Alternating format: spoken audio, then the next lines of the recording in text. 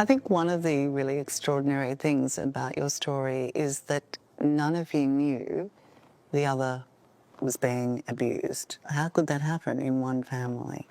Well, I think that he just did a very good job of making each person feel that way and feel like, and convince us that we're the only ones that this was happening to. Yeah, I think he was pretty much a master of his craft of knowing how to pull this off. So no clue, no hints, Eddie? No.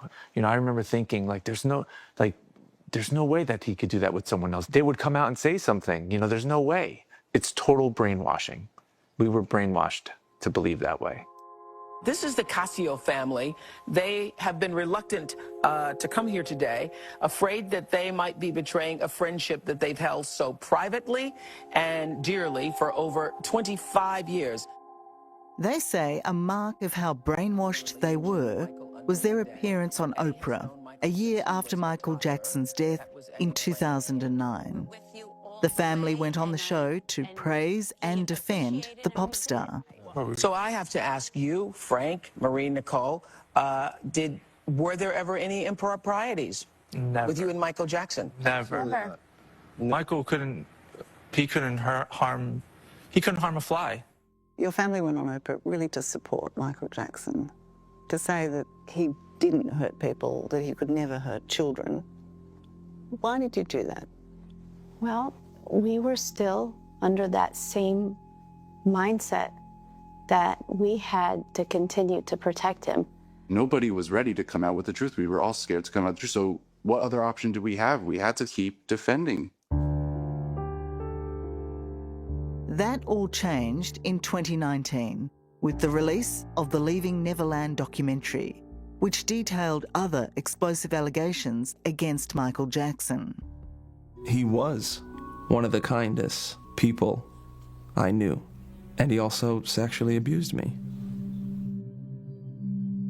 For the Cassios, Wade Robson and James Safechuck's graphic revelations mirrored their own experiences. For a period of 8 years, the abuse was even happening at the same time. For Aldo, then 27, it was the critical turning point. Learning there were other victims meant this was no longer just his secret to keep. And I was like, oh my God, he did this to other kids. That was enough for my courage to just blossom. I was like, no. This isn't made up. This is real.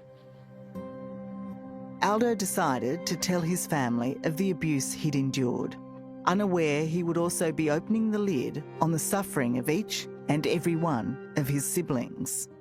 I called everyone to meet at my mom and dad's home. And I said, just want you guys to know that everything that they're saying is true, because it happened to me too. Aldo's courageous admission led to all his siblings finally sharing what they say Jackson had done to them. It was the hardest thing for me to do, was to admit it. Oh, yeah. I can't describe the feeling, the range of emotions that I was feeling at the time and coming out. I'll never forget my two parents, that they were very, very emotional, and they were like, did it happen to you too? And that's when I came and I said, yeah, me too. And that was it. That was it.